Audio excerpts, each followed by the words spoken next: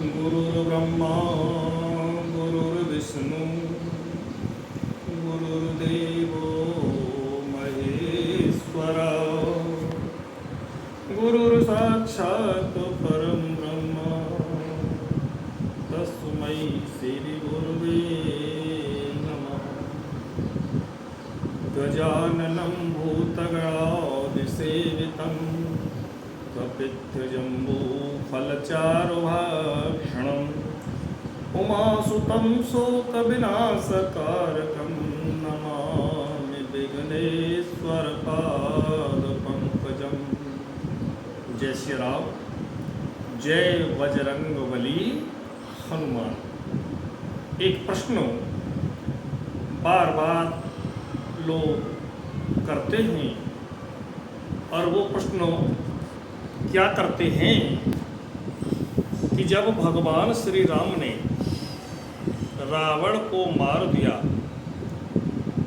और रावण को मार करके जब भगवान राम अपने मन में बड़े प्रसन्न हो रहे थे, उसी समय तेहि अवसर दशरथ ताहु आए, तनय बिलोकि नयन जल छाए। उसी अवसर पर जब भगवान श्री राम जी ने रावण का वध कर दिया, उस अवसर पर दशरथ जी महाराज वहाँ पर आए। तेहि अवसर दशरथ ताहु आए, तनय बिलोकि नयन जल छाए।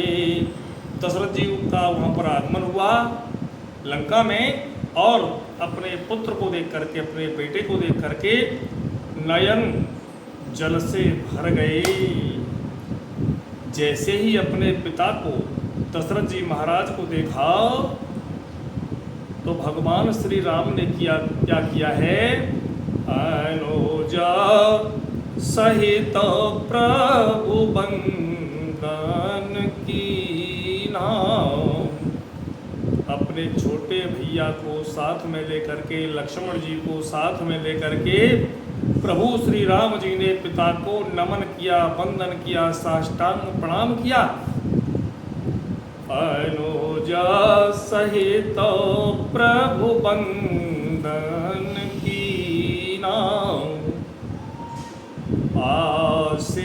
आशीर्वाद पिता तब दीना।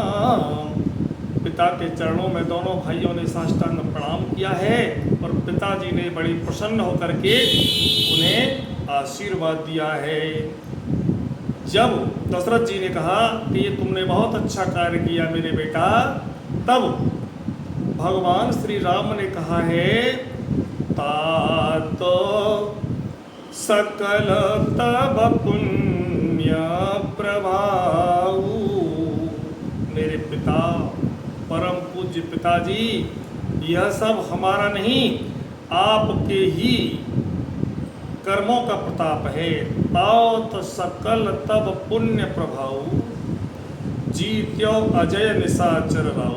जो किसी से नहीं जीता जा सकता था, अजय रावण, वो आपके पुण्य के प्रताप से हमने उसे जीता, अपने प्रताप से नहीं, आपके प्रताप से। जैसे एक बार राम जी ने हनुमान जी से कहा कि तुमने लंका को पार कर दिया, तुम महाबलशाली हो। तो हनुमान जी ने कहा कि लंका में जब मैं गया, समुद्र मैंने पार किया, तो आपके प्रताप से, आपके प्रताप के कारण। तो भगवान राम ने कहा कि अच्छा ये बता, फिर लंका कैसे जली? तो हनुमान जी ने महाराज ने कहा, लंका कैसे जली महाराज, ये मैं आपको बताऊं। आपके प्रताप से, सीता मैया के श्राप से और रावण के पाप के कारण लंका जली, लंका मैंने नहीं जलाई। तो जब दशरथ जी को राम जी ने कहा कि पिताजी, आपके पुण्य के प्रताप से हमने रावण को मारा, तो जैसे ही इतने वचन कहे श्री राम जी ने, सोने सो तब चरण प्रीति अति बाढ़ी नयन सलेल रोमावल ठौड़ी। जब बेटे ने इस प्रकार के वचन कहे तो पिताजी को अति सुख हुआ। और दशरथ जी का जब प्राणांत हो चुका था रावण वध से पहले ही, तब फिर दशरथ जी वहां पर कैसे आ गए। दशरथ जी के मन में भेद रह गया, यानी जब तक वो भगवान के प्रति मोह नहीं होता और मन में यदि कोई कामना रह जाती है तो मोक्ष नहीं मिलता। राम राम कहे राम कहे राम राम कहे राम तनु परिहर रघुबर बिरो राव गयो सुरधाम। दशरथ जी के मन में राम के प्रति नेह रह गया, स्नेह रह गया।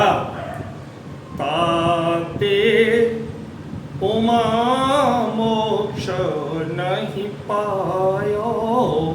जब प्राणी के मन में कोई भावना रह जाती है तब तक उसे मोक्ष नहीं मिलता है। ताते उमा मोक्ष नहीं पायो दशरथ भेद भगत मन लायो। इसलिए दशरथ जी को मोक्ष की प्राप्ति नहीं हुई और उनका शरीर ज्यों का त्यों बना रहा।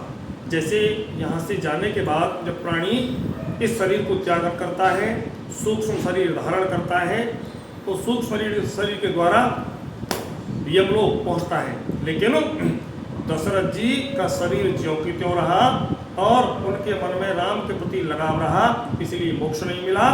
तो हम सभी प्राणियों को चाहिए कि जब हमें ऐसा लगने लगे कि अब हमको दुनिया की यात्रा पूरी करके जाना है, तो दुनिया से मोह ममता का धीरे धीरे त्याग कर दे और प्रभु के चरणों में अपने मन को लगाता रहे, ताकि हमें मोक्ष की प्राप्ति हो जाए। यदि हमें मोक्ष नहीं मिला, हमारे मन में किसी के प्रति लगाव रह गया, मोह रह गया, तो पुनरपि मरणम और पुनरपि जननम, पुनरपि जन्मम पुनरपि मरणम पुनरपि जननी जठरे शयनम, बार बार आना और बार बार जाना।